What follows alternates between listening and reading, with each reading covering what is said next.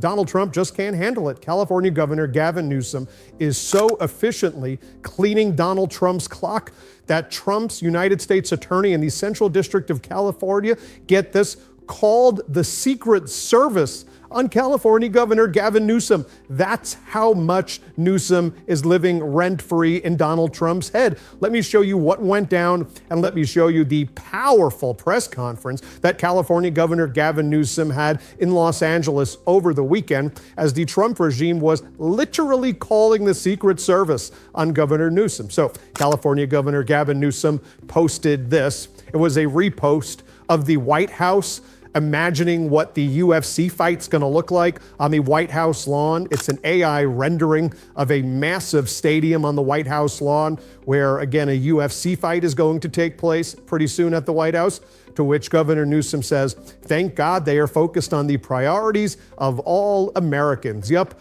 golden ballrooms that are 90,000 square feet, demolishing the Rose Garden and creating Club Rose Garden. Donald Trump gallivanting with the royal family in the United Kingdom while Americans can't afford groceries and are worried that their health care is about to be taken away. Governor Newsom then posted this, and this is what triggered Donald Trump's regime to call the Secret Service on Governor Newsom. Newsom writes, Kristi Noem is going to have a bad day today.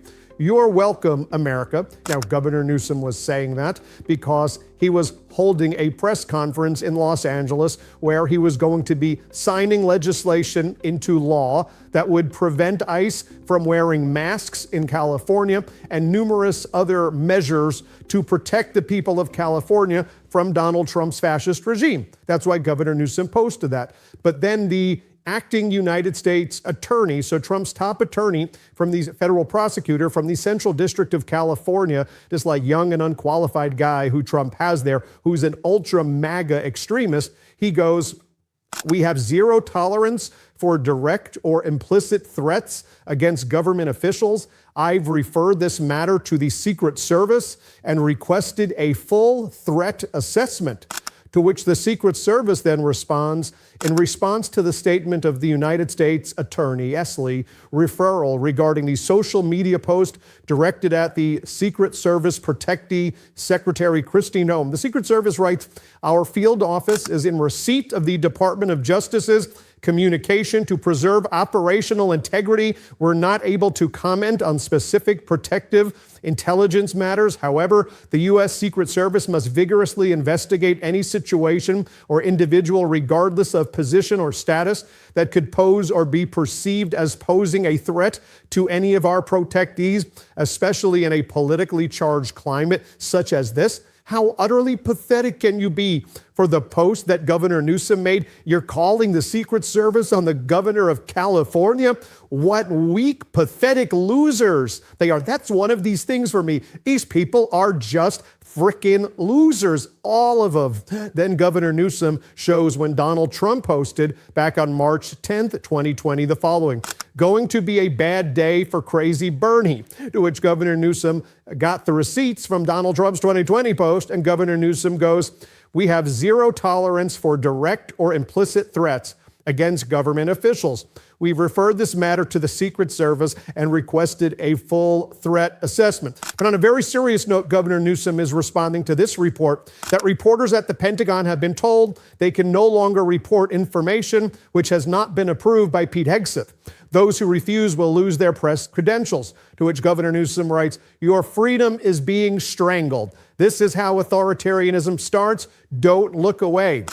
We also learned that the Bureau of Labor Statistics under the Trump regime, which just had its Bureau of Labor Statistic Commissioner fired by Donald Trump a month or so ago because Donald Trump didn't like the labor data, which was reported. Well, the Bureau of Labor Statistics is now postponing indefinitely key inflation data reports. They're not publishing what inflation is because they're trying to cover up Donald Trump's crashing economy. So Governor Newsom posts the pink dress lady from North Korea, and Newsom goes, the next jobs report brought to you by pink dress lady. Governor Newsom in all caps then goes, because of his horrific music, California will indefinitely suspend Kid Rock from performing in the Golden State. You're welcome, GCN. Governor Newsom posts this image of ICE agents wearing masks who are now banned by California law from wearing masks. Great job, California legislature. Great job, Governor Newsom. He writes, Governor Newsom just signed a law making California the first state in the nation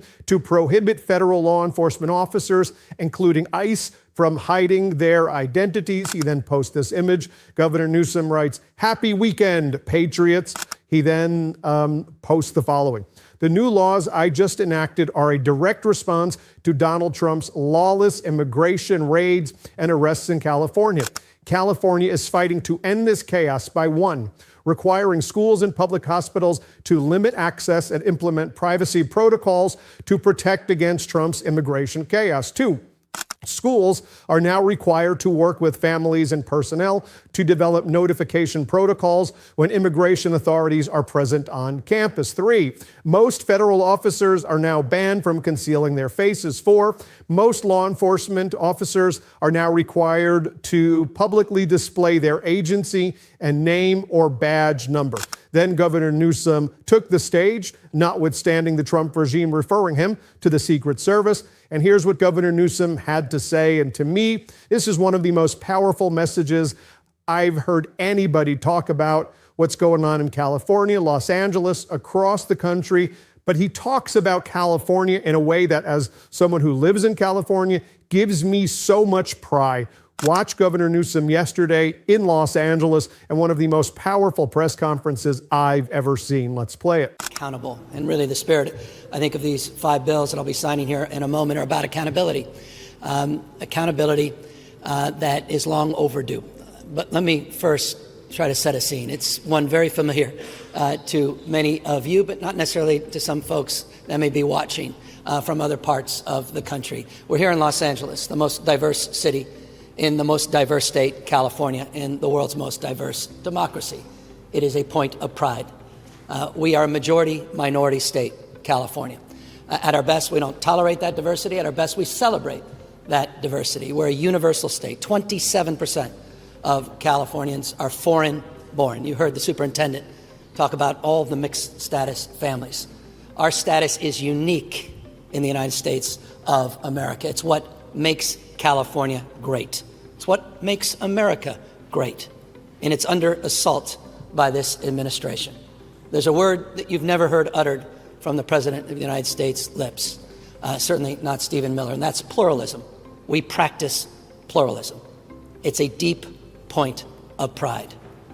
Those values are under assault to a degree we could have never imagined. For those of you here in Los Angeles, you deeply absorb this, you deeply understand this. You saw your streets militarized. You saw the President of the United States, who in his first term never sent the military anywhere, not overseas, nowhere. In his second term, he sent the United States Marines, active duty Marines, to the city of Los Angeles. He federalized 4,000 of our National Guard. We said at the time it was a preview of things to come. Folks thought that was hyperbolic. They thought we were overstating it. Ask the folks in Washington, D.C. Ask the folks other states like Illinois and what's about to happen in Memphis. We announced just a few weeks ago that we were standing up and pushing back as it relates to the rigging of elections. We were at the Democracy Center in Little Tokyo, the sacred site where we were interning and busing the Japanese. That shameful part of our past. And what did the administration do? What did Stephen Miller do? What did Donald Trump do? They sent masked men to intimidate folks from walking in to that event. Masked men. Poor soul that happened to be in the area, guy delivering strawberries, was detained because he just happened to be in the area. Collateral damage. Disappeared. These masked men had no identification.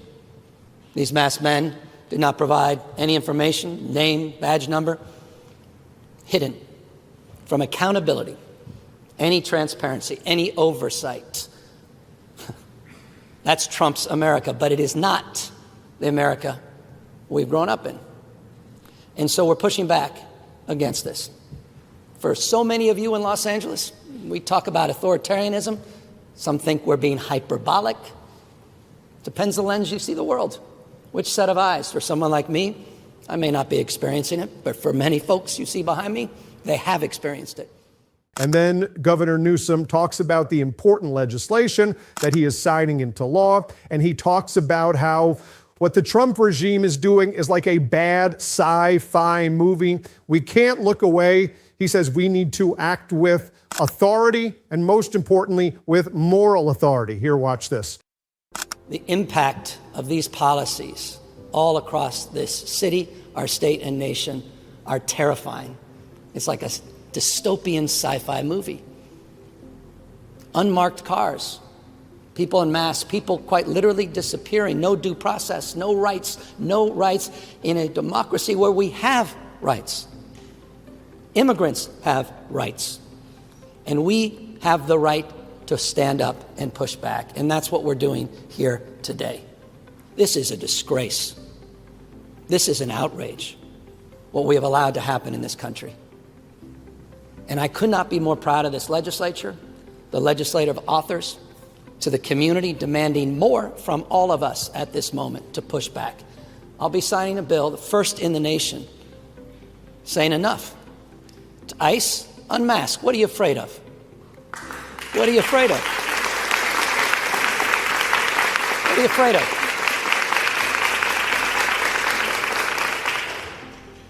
If you're going to go out and you're going to do enforcement, provide an ID. Tell us which agency you represent. Provide us basic information that all local law enforcement is required to provide. Have the decency not to threaten people as they go to school, to go out in the parking lots proximate to these schools to create chill, packed attendance.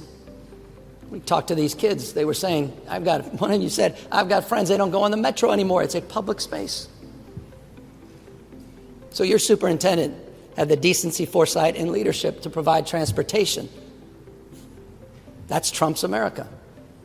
Hospitals. You talk about health infrastructure. You talk about community health.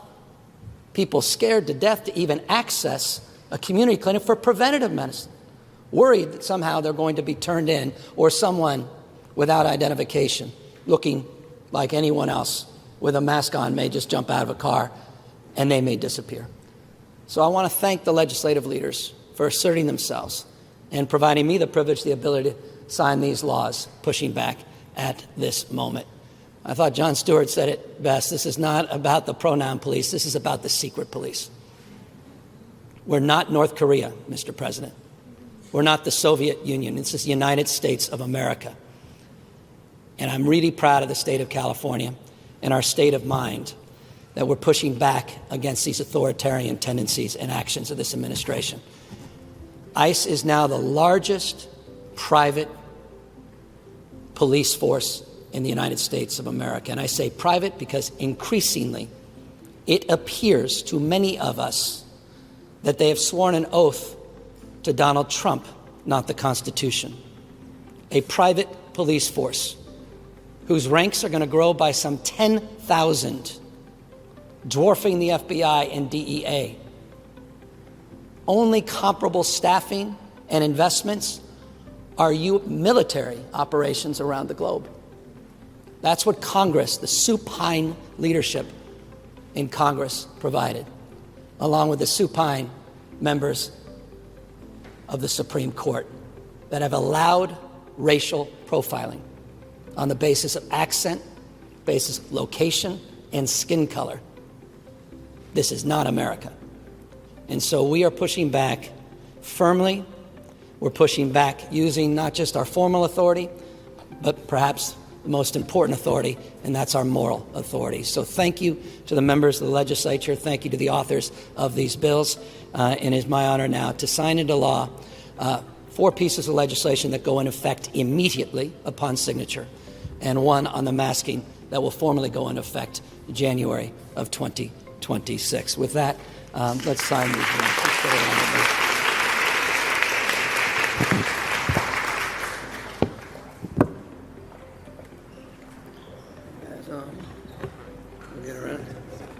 All right. A maybe. Right here. Sir. Okay, you already said it. All right. There you have it, folks. Let me know what you think. Hit subscribe.